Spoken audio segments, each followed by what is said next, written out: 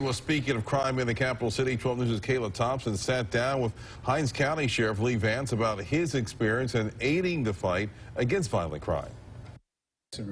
One person who knows about Jackson crime is Sheriff Vance. He worked with the Jackson Police Department for 30 years in a number of roles. I started in 1987. We actually started the academy right at Labor Day, and we ended up graduating about 3 weeks before Christmas on December the 7th, 1987, and I went to work as a beat officer right after graduation. Sheriff Vance says there's a lot of differences, good and bad, from his time back then, and the most important thing he learned is how to be a true officer. Understanding what it is that you're supposed to be doing, and that is being a public servant. And once you get that in your head and start to practice those type of methods, then you're probably going to come out okay.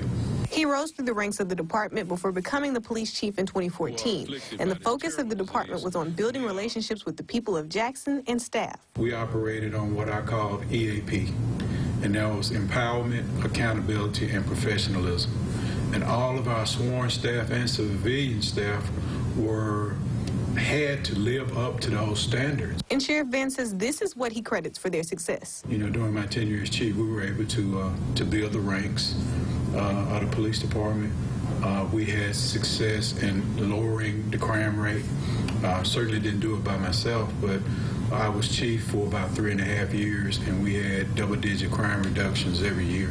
During his tenure, things were a bit different, but they were also the same. The homicides that we have in the city of Jackson occur between individuals that already know each other.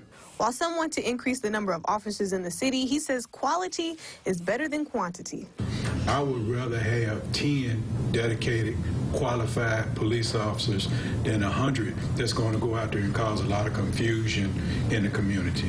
And Sheriff Vance says he's glad to see mental health awareness coming to the forefront and calls for criminal justice reform. We are talking about these issues almost on a daily basis. I'm glad that there's more conversations about criminal justice reform. And I'm hoping that more attention is paid to what happens to pretrial detainees as far as getting them moved through the system at a quicker pace. The sheriff says the Hinds County Detention Center is working to stay in compliance with the Justice Department through a consent decree. And he's confident that with everyone's support, crime in Jackson can get under control.